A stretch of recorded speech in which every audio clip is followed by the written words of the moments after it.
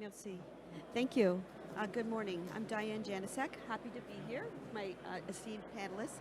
We are here to present a diversity of topics of views on the role of digital cyber education and innovation in cyber education. We have with us 4 distinct panelists across industry and across academia and across different continents. So with that, you heard a little bit of a summary. What I wanted to talk about today was successful cyber defense and prevention needs the human element. So much about cyber is technology, but there's so much of a human factor also in cybersecurity as we move forward. So designing the experience of cybersecurity from the technology as well as the threat from the adversaries. So with that, digital education is extremely important, bringing significant contributions to the issue of cybersecurity to encourage innovation, collaboration, and engagement across academia, government, and industry, and across continents to stop cyber threats. So with that, I'm going to ask each panelist to give a short summary of themselves, and then I'm going to do a series of questions, and we'll have 5 minutes at the end for wrap-up. So with that, I'm going to turn it over to the first panelist, Dr. Bradford Sims. Thank you. Well, welcome everybody. Real quick on my background, I started out in industrial construction, and so I ended up where I am now at long time fast forwarding to the Capital Technology University, and we're a cyber center of multiple different cyber areas, from cybersecurity, cyber psychology, industrial control systems, space cyber, healthcare cyber. So that's our main focus at Capital Technology University. And so we work closely with the NSA's Center for Academic Excellence, and we're certified by them. So we see our largest enrollments in the cybersecurity area, and that's why I'm here from Capital Tech to focus on increasing awareness and enrollment in cybersecurity. Thank you. It's a great pleasure to be here. It's my first time in Canada. I'm from Brazil, from Rio de Janeiro. I'm a criminal advocate, and I work with cybersecurity in my criminal process, like ransomware attacks. So I studied this area a long time because the criminal law is changing. Everything is digital today. So it's a great honor to be here with these talented colleagues here to talk about this digital education. Thank you. Thank you. Bonjour. Good morning. My name is Stéphane NAPPO. I am CISO at Group SEB, the household big equipment factories, and with the brand like Tifal, Roventa, Krups, and many things. And I always worked in cybersecurity for 30 years. The name was just IT security at the beginning. This name was not existing, the cyber.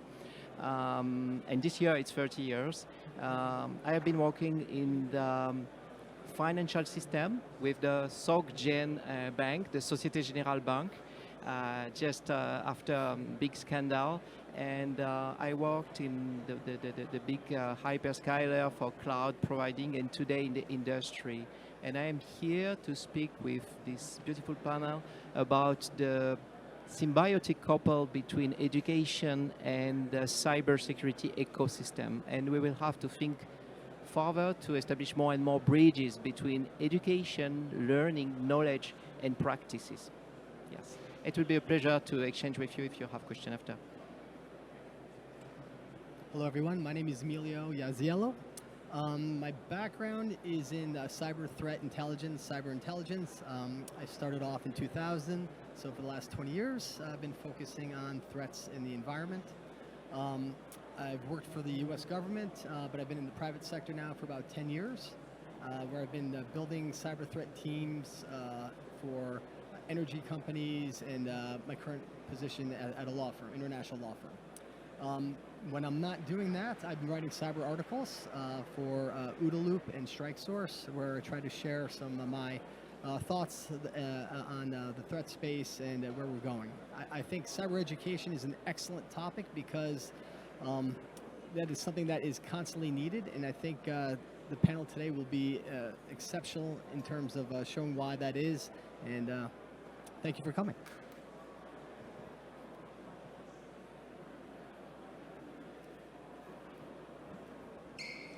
Thank you so much. You can keep the microphone. There's an on and off button on there. Okay. So why don't we, since you have the microphone, we'll start with you. So tell us, what do you think is the biggest obstacle from your view, from where you're sitting in France, in terms of how do we progress cyber education to really embrace the needs that are necessary for us to, attack the threats? What do you see the biggest things, obstacles for you? I do believe that education has always been a factor of success for individuals and for companies. I think it's very important today. The challenge today lies in the alignment between education and industries like cyber, IT, and pure manufacturing, and so on and so forth. I think we both have a challenge on education side and on companies because it is a fast-changing topic and a pluridisciplinary topic. We have to speak about IT, OT for manufacturing, IoT and AI today, and about psychology because a lot of risk arise with the user, okay? And we have to turn the IT user from the threat vector to a success factor, and it is very important. And education today is no more something that it's only at the beginning of the life. I think it will be continuous education with graduation for sure, and I'm not reluctant to the hard skill. It's the basis, it's fundamental. But today we need to complete the silos of hard skills with the transversal part of soft skills, the ability to create a collective, to federate people and to explain without being the police, but to act as a service. It's really important. And education plays a key role on this to save 20 years. It took 20 years on my side to have the cyber psychology to explain to the user, no, you are not a fraudster, we will help you and we will converge to a solution, okay? And the school, the university and the continuous learning is very important because today the knowledge will be a commodity. It will turn a commodity, really. We can have someone coding for army. It takes 30 years, and today in 1 year with conversational artificial intelligence, we can review the code, and in 1 or 2 years we will code. It will be not verbose like today, it will be acceptable. Then if we keep in mind, and with my colleagues, maybe it's a perspective, that knowledge will turn into a commodity, we have to put the human being and learning at the core of the cybersecurity. Cybersecurity is much more than an IT topic. Thank you for that.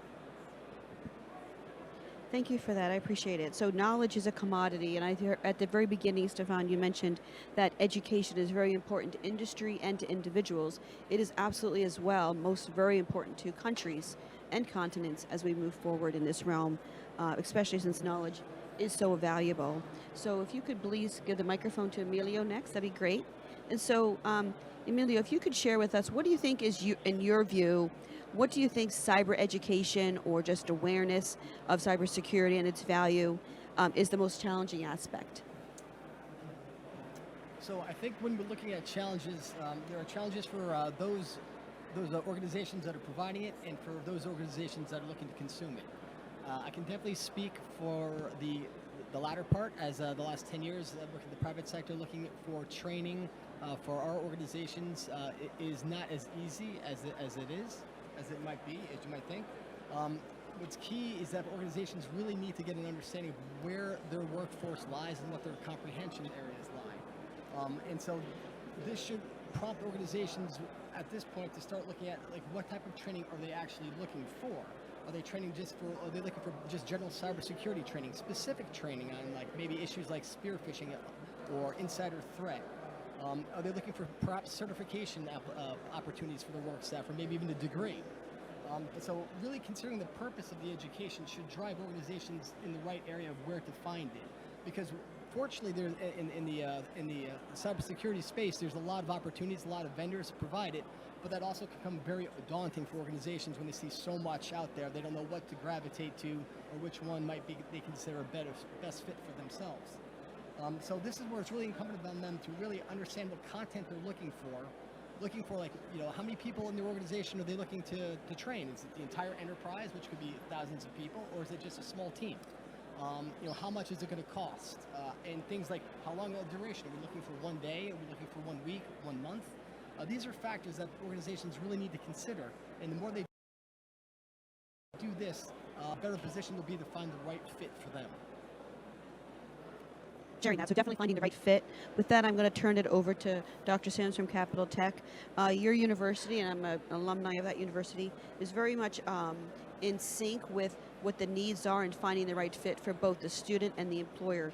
Can you share a little bit about your perspective and following on Emilio as to making that right fit and the role of education in that regard? Sure, thank you. So let me first start with the broader perspective is that at least in the U.S., we assume there's about 600,000 to 1 million shortfalls of cybersecurity professionals. And trying to attract people into the cybersecurity is a huge part of what there's a need, and to understand why we need it. I think what we experience is what everybody already knows is the general public doesn't think all the dangers that are out there. So to me, industrial control systems, operational technology operates multiple facilities from power plants to food manufacturing. The general public doesn't understand the potential of attacks on that, right? If you're somebody like me who has daughters, they wouldn't worry until their internet stopped. Then they'd be mad, right? So how do we educate more of the general public to understand the tremendous amounts of threats out there from cyber attacks globally?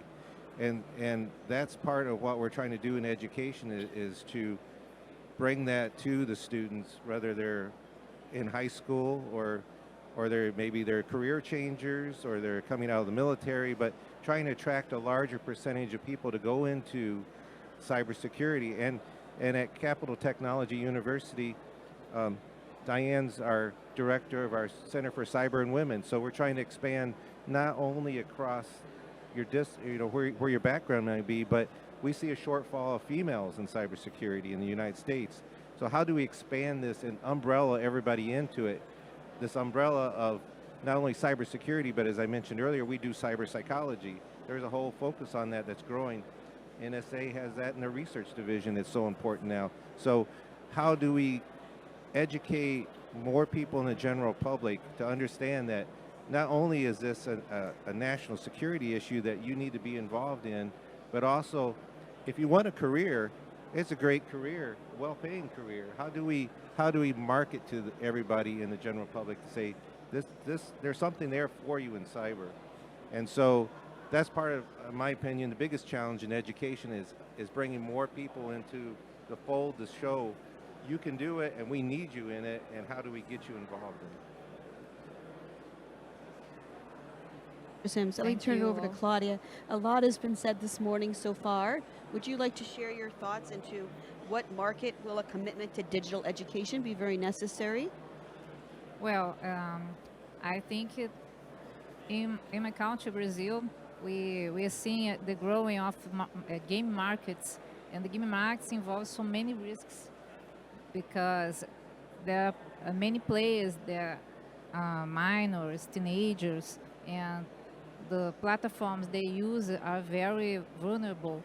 So we need to think about compliance rules, about data protection, about privacy, to avoid pedophilia, because many adults access these platforms to get contacts, pictures from these minors. So the companies that works in this market needs to worry about it because it's sensitive information from minors. So we need to think the way to create some kind of whistleblower channel to report this kind of things, rules about protection of the identity of the users, and many rules for avoid the vulnerabilities can appear about this the gaming market. Make sure, can my colleagues hear okay? Did you want to make sure that you can hear okay? Channel 13 is French and channel 14 is English. Can you hear with the microphone? It does not work well? Okay, so, okay, so I'll just sit up a little bit closer so you guys can hear me, okay? So thank you so much. So far what we've heard this morning from our panelists is we've heard about knowledge as a commodity. We heard about the role of cybersecurity in IoT, AI, OT, and IT, and the role of how cybersecurity education is so important for everyone to understand that moving forward. We've heard already about the perspective from Europe in terms of seeing that knowledge as a commodity and really translating that into a way to not just a profit industry, but also to protect countries. We heard from Claudia as well about how we need to really think about different ways and innovation. We heard from Dr. Sims the perspective of what education in terms of an academic institution can do moving forward. So with that, I'd like to turn it over to think about where could we take this moving forward. So we've now recognized that there are equal obstacles across continents in terms of raising the bar, in terms of the awareness. There's equal challenges with getting the right workforce, being connected to the employer. We've also heard that there's equal challenges in just people understanding what the threats that are out there. So with that, I would like to just have the microphone go down 1, 2, 3, 4, starting here and go right down, and just say, where do you think we could have, what's some ideas for being innovative so that we can train and educate, really grow the workforce, and in turn stop cybercrime? So if each of you could share your perspectives as to what may be necessary or what some innovative ideas are for solutions moving forward.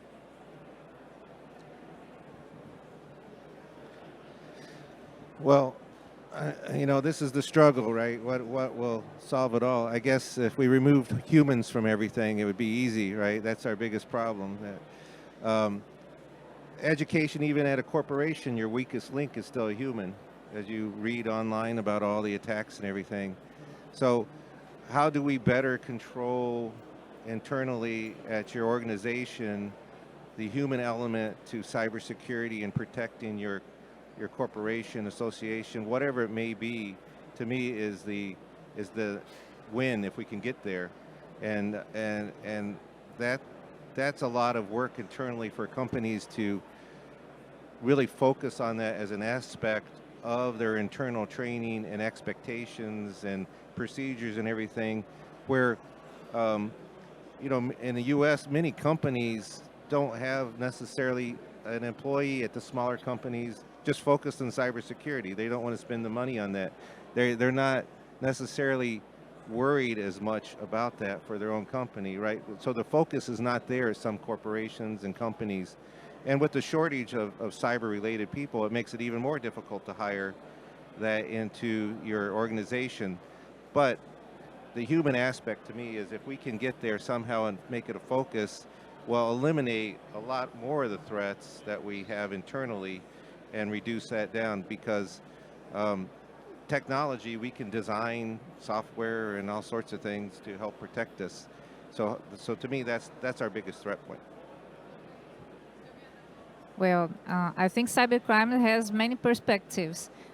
We can consider it too that poverty is a great cause of cybercrime too, like the other crimes.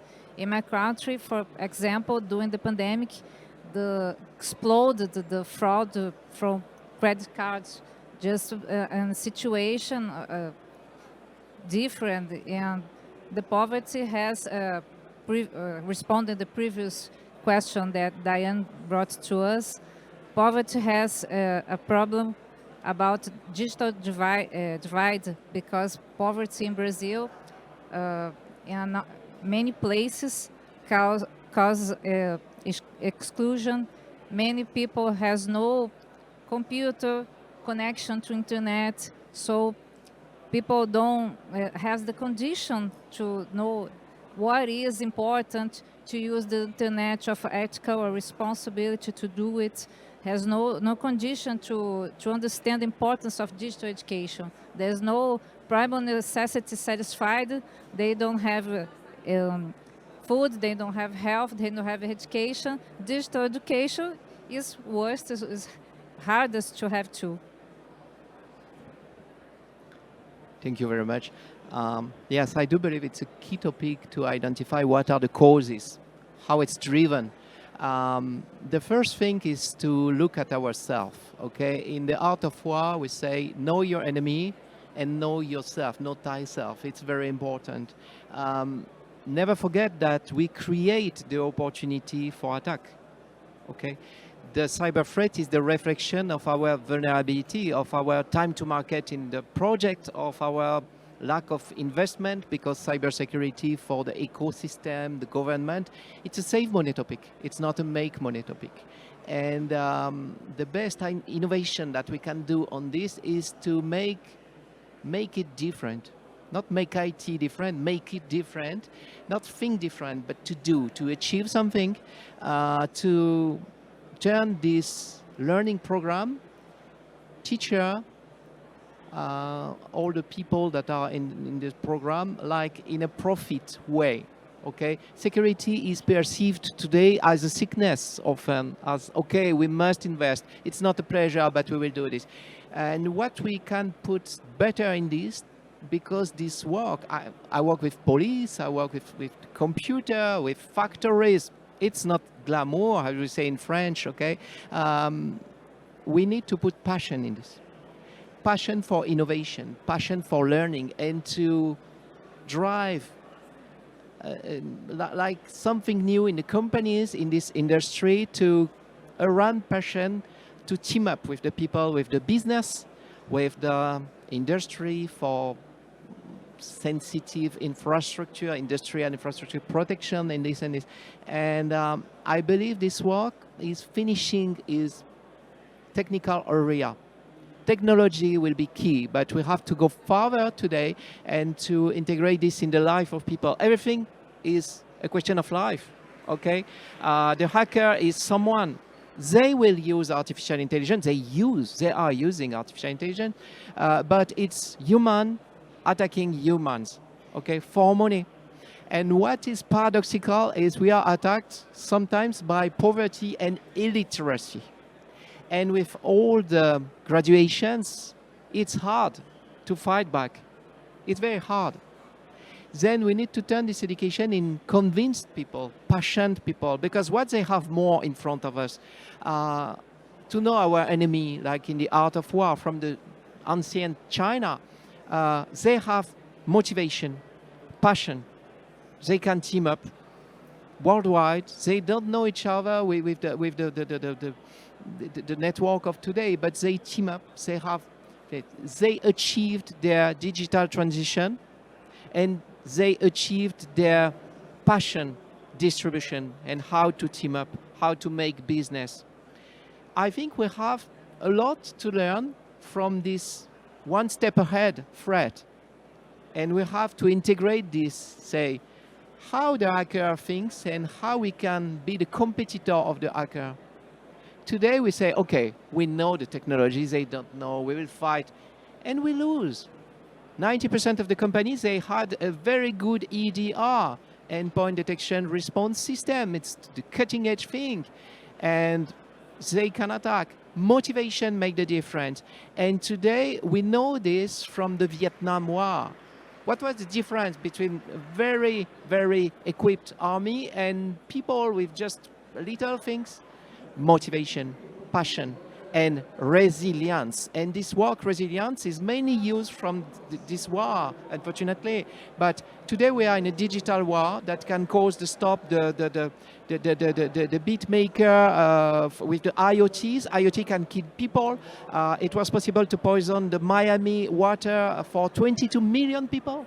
Just change the dose of these IoTs that purify the water and say, okay, deliver liters instead of micrometer.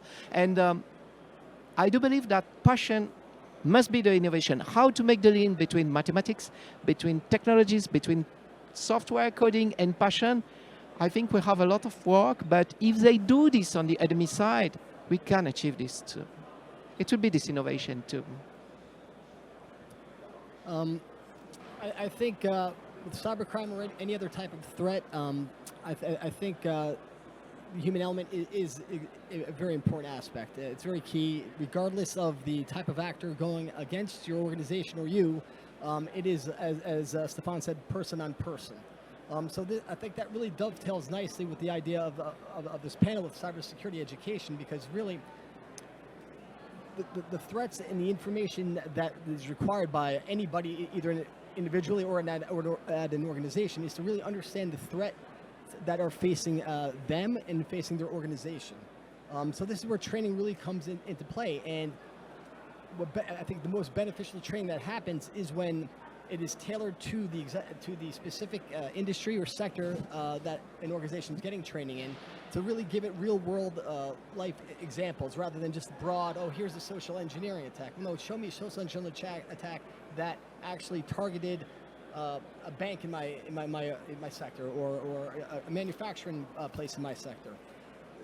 The more familiar and applicable these examples are, will definitely increase the situational awareness amongst an organization's workforce.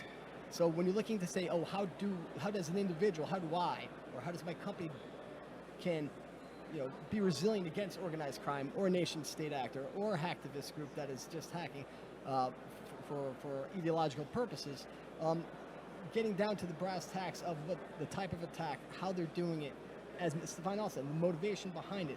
This stuff will now, if the employee staff is able to understand this, well, then they'll be able to be more cognizant of what's happening when it comes across their email or a phone call or this. They'll be more ready to identify that. So, yeah. So for me, absolutely, the human element is important, which is why specific types of education being tailored to the environment of which you're getting it is highly important to just mitigate and start to remediate that risk.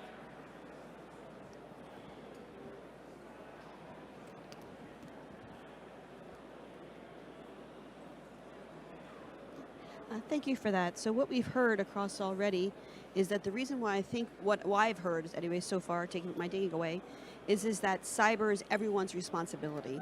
And I think that's what makes it hard, right? We all can't be a cybersecurity expert, but we have to all have an understanding of that. So cyber is very much vertical and very much horizontal. And I mean that in that vertical is that we need to teach from the youngest age all the way up to the oldest age, right?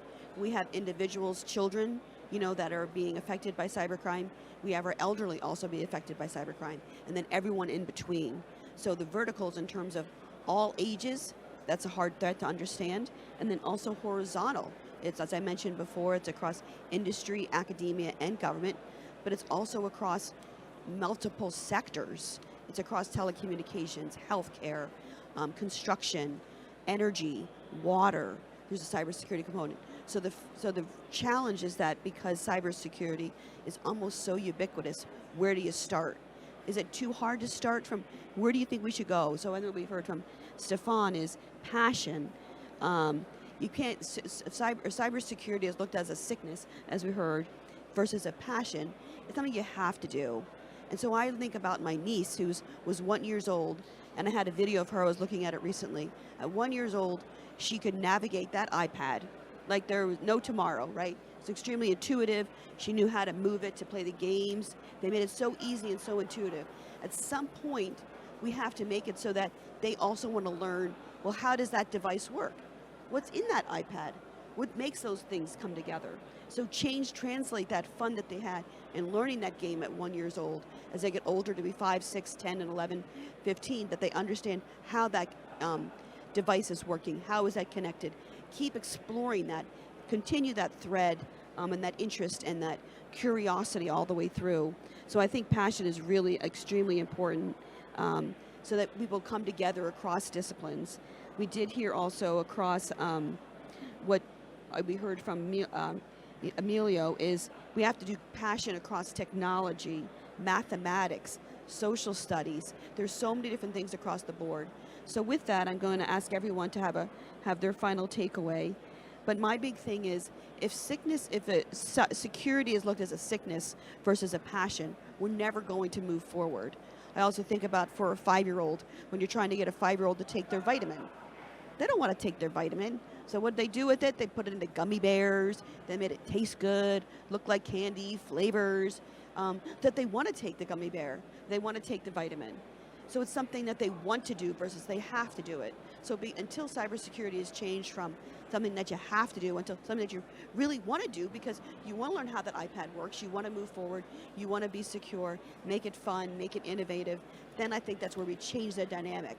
But changing that dynamic across continents, across disciplines, across ages, really takes an incredible village, which is why I know this room here has gotten lots and lots of different disciplines, lots of different sectors from across the world, because it really is a common denominator, but how we translate that common denominator into a common passion, I think is a challenge that we all have here today. So I just want to thank you all here, for attending and knowing that it really starts with all of us in terms of our passion. So with that, I'm going to, I guess let's start with Émilio this time and go this way. In terms of, if you could wrap up in terms of, if you could, have you had a magic wand to really encourage passion for the interdisciplinary nature of cybersecurity, what would you recommend to, if you were, the king for the day, or queen for the day in terms of Claudia over here, if you could share your thoughts as you go down the row, what do you think you should do maybe first or second to really move this forward? I think cybersecurity has to start as early as possible. I think once computers are introduced into the classroom, cybersecurity needs to be taught as well. Right now, you mentioned your niece. I have two children that are in elementary school. They use tablets to do their homework. They go to the website, download the portal, download their homework, do their homework, submit it that way. But what I don't see right now is, and I'm very happy that they're learning how to use computers, probably better than I will ever know how to do. But cybersecurity is not being taught at the same time they're being introduced to using technology, and I think that's got to change. I think it has to start now, and I think it needs to be reinforced throughout elementary, middle school, high school years. I think it should be a high school graduation requirement to do. If the idea of this is we're trying to develop the next generation of cybersecurity professionals, it's got to start as soon as they were introduced to a computer. Whether they choose to go down the professional path or not, is immaterial, because at the very least, what they'll be is very educated consumers. And when I look at my mother now, I love her dearly, but she cannot use a computer at all. Well, my kids, when they're her age, will be experts at it and will not have to worry about the threats that my mother has to face now, or that even adults our age don't know. So I'd say it has to start immediately at as young of age as they're going to use computers. Yes, thank you, Émilio. Yes, I think we are doing a grateful job, really grateful job, because it makes sense. We deliver services to people. We will have to live with this phenomenon, and it's sustainable, okay? If you work like data intelligence today with artificial intelligence, perspectives are dark, okay? Our job will continue, fortunately and unfortunately, because it means that cyber threat will continue as well. But as I said, we will have to live with this phenomenon, and we need to make it something joyful. Passion will be the key. It's not easy to have your plane and to land on a ship, but it's like the Top Gun, the pilot. But this life is not easy. You have the combination. You need to wake up at 4 a.m. and this and this and this. But this job is seen like something great. Okay. We have to do this for cyber. You know why? We never did. Because we were reluctant to communication. 10 years ago, I had zero social network. And today, the CISO that is not on social network is down. You will not have your professional network. It's not only for paparazzi. It's as well to communicate with the peers in China, in France, in Spain, in Canada, in United States, in Brazil. And it's a fantastic job, because now we have to change it. But it's because of us. We are from the culture of police, army, secret. Never forget it. It's the reason why we are not good in marketing. And if the army can achieve this for a pilot of plane, that it is not an easy job. When you take the speed in your plane, it's not an easy job. Your digestion is different, everything is different. It's the same for CISO. Sometimes our digestion is different. Sometimes we do not sleep during 4 days or 4 weeks. After a cyber attack, it's often 2 months. Okay? And we need to make this job shine. Because today, if we consider that digital is the pillar of humanity, keep in mind that the strength of the pillar is cyber. There is finance, for budget for sure, and cyber. And what will make the difference is to place the pillar at the right place. Then the vision, the mission, the achievement, and the result. And I say the results, not to speak in the saloon like this about cybersecurity, but to achieve this, okay? Sometimes CISO, we are not with the tie and the suit. We are with the T-shirt in, you know, you work at home and you are treating a cyber attack during 4 days. It's like this, and you have a short, and I'm not the shoes, and this job is fabulous, but it's a job in life. Then my 2 advices would be, give sense to it. Give sense for you to it, okay? Cybersecurity is like life, it will not last forever. Then we have to do something now, okay? And to give sense, we must not be driven by fear. Be driven by your passion, by your objective, not by fear. And in cybersecurity, we are driven by what? Cyber threat, the result of the impact, the retrospective vision of the risk. It's sure, it's good for the board member. When you give the weather forecast of the last week, it's always good. What do we do in cybersecurity? We give the operational losses of the last months. The risks are in front of the car. Yeah. And the second advice to conclude on it will be, make it different and make it happen. I was a non-graduate person, okay, with like a puzzle, cross learning and cross like skills, and said, what you will do, Stéphane, with this? I was a little bit of legal, a little bit of marketing, a lot of fiber optic and technologies and network and computer.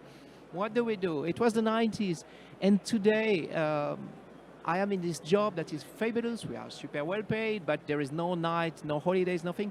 And what the catalyst of this will be the passion, and to make it different, make it different.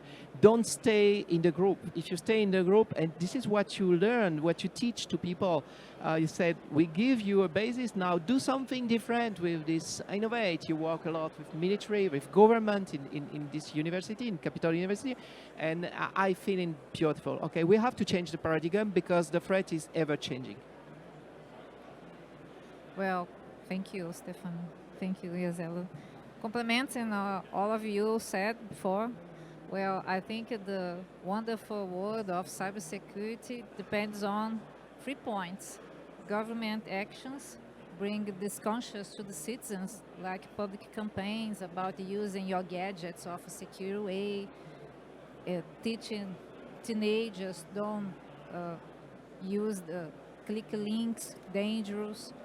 We can bring this conscious to the citizen to have digital citizenship for them, for well-being digital, for not so spare the threats around the systems. And the companies bring this knowledge to these employees because they know about your job, but they don't know everything about cybersecurity. Bring digitalizations, every day has no threats, 0 day, they need to receive this information with papers, with training, with evaluation of the level of maturity of this conscious about these questions. So we must integrate the 3 points, because I think if everything do your own task of the best way, we can protect the systems, we can fight from the cybercrime for the best way. I think we can do a ASG digital. Thank you. So I guess if I were king for a day, so let's shut down the internet for 5 days, say it's a cyber attack, there'd be a lot of interest at that point in time about why it's happening and what should we do about it. You know, how do you build an awareness in it? I think, you know, what we heard from here is truly some of it's passion.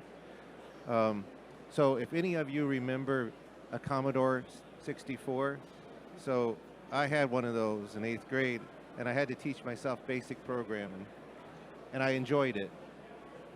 The thing that happened was through the late 80s and 90s, it very came in handy for me, even though I didn't go in IT, you know, that knowledge base, that was awareness. So I'm all, of course, for students, I think everybody should learn a programming language before they come out of high school, even if they never use it again. It's just another form of a knowledge base.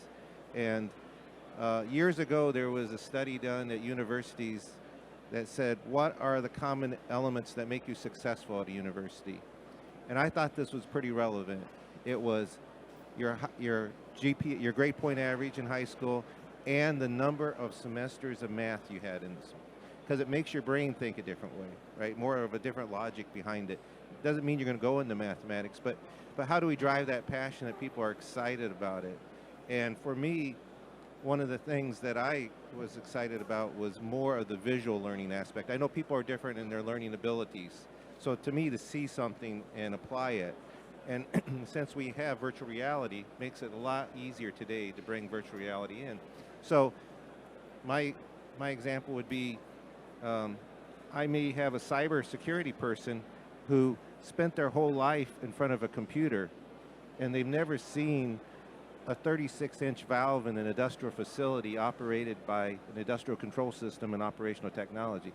If you can take their abilities and then bring them into the world of applying something and seeing it actually happen with, whether it's a device like a 36-inch valve, which is huge, or a pump, or some other elements, to expand their awareness that cyber's not sitting in front of a computer. And maybe it for some people, that's a passion. All of a sudden they say, oh, here's my passion. I can see myself in that. And that goes true across what I've seen all the years that I left the industrial construction industry and went into higher education. I've always been involved in technology degree programs. And the students that come into it, typically, their parents or their relations are in it.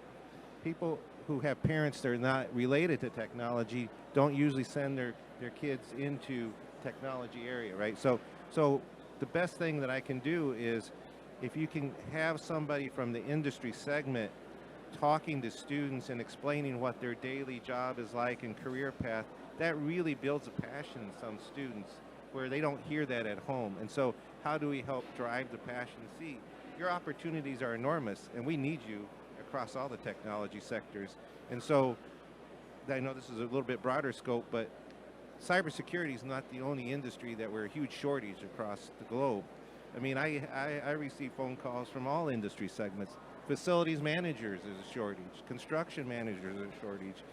The telephone companies, there's a shortage. I mean, so we have a huge shortage, and so how do we help students that want to be involved in this, but yet they don't know that this is really a great career path, see themselves and get the passion for it?